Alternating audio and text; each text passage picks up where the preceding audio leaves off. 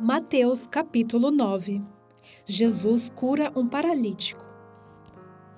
Entrando Jesus num barco, atravessou o mar e foi para a sua cidade. Alguns homens trouxeram-lhe um paralítico, deitado em sua maca. Vendo a fé que eles tinham, Jesus disse ao paralítico: "Tenha bom ânimo, filho, os seus pecados estão perdoados." Diante disso, alguns mestres da lei disseram a si mesmos: "Este homem está blasfemando." Conhecendo Jesus seus pensamentos, disse-lhes: "Por que vocês pensam maldosamente em seu coração? Que é mais fácil dizer: os seus pecados estão perdoados, ou levante-se e ande? Mas, para que vocês saibam que o Filho do Homem tem na terra autoridade para perdoar pecados, disse ao paralítico: levante-se, pegue a sua maca e vá para casa." Ele se levantou e foi. Vendo isso, a multidão ficou cheia de temor e glorificou a Deus, que dera autoridade aos homens. O chamado de Mateus.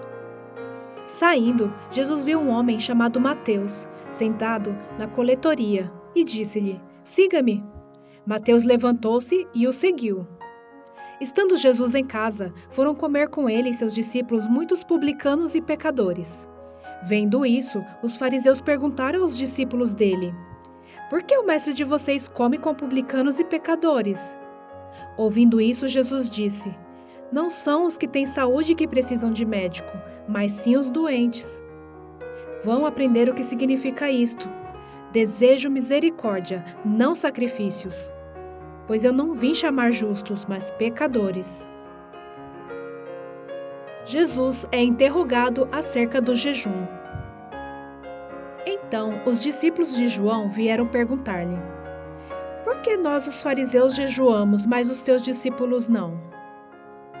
Jesus respondeu: "Como podem os convidados do noivo ficar de luto enquanto o noivo está com eles? Virão dias que o noivo lhes será tirado, então jejuarão. Ninguém põe remendo de pano novo em roupa velha, pois o remendo forçará a roupa, tornando pior o rasgo. Nem se põe vinho novo em vasilha de couro velha. Se o fizer, a vasilha arrebentará, o vinho se derramará e a vasilha se estragará. Ao contrário, põe-se vinho novo em vasilhas de couro nova, e ambos se conservam." O poder de Jesus sobre a doença e a morte. Falava ele ainda, quando um dos dirigentes da sinagoga chegou, ajoelhou-se diante dele e disse: "Minha filha acaba de morrer. Vem e impõe a tua mão sobre ela, e ela viverá." Jesus levantou-se e foi com ele, e também os seus discípulos. Nisso, uma mulher que havia 12 anos vinha sofrendo de hemorragia, chegou por trás dele e tocou na borda do seu manto. Pois dizia a si mesma: "Se eu tão somente tocar em seu manto, ficarei curada." Quando ele chegou à casa do dirigente da sinagoga e viu os flautistas e a multidão agitada, disse: "Saiam! A menina não está morta, mas dorme." Todos começaram a rir dele. Depois que a multidão se afastou, ele entrou, tomou a menina pela mão e ela se levantou. A notícia deste acontecimento espalhou-se por toda aquela região. A cura de 2 cegos e de um mudo. Saindo Jesus dali, 2 cegos o seguiram chamando: "Filho de Davi, tem misericórdia de nós." Entrando ele em casa, os cegos se aproximaram e ele lhes perguntou: "Vocês creem que eu sou capaz de fazer isso?" Eles responderam: "Sim, Senhor." E ele, tocando nos olhos deles, disse: "Que lhes seja feito segundo a fé que vocês têm." E a visão deles foi restaurada. Então Jesus os advertiu severamente: "Cuidem para que ninguém saiba disso."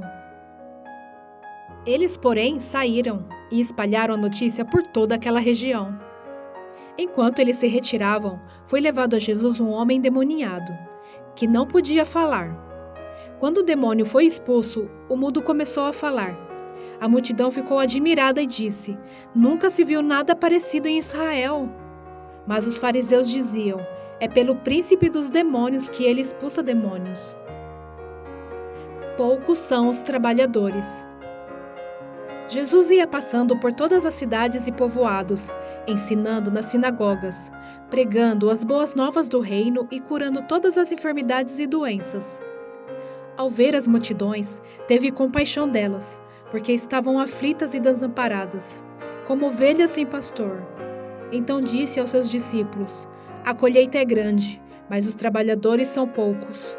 Peçam, pois, ao Senhor da colheita que envie trabalhadores para a sua colheita.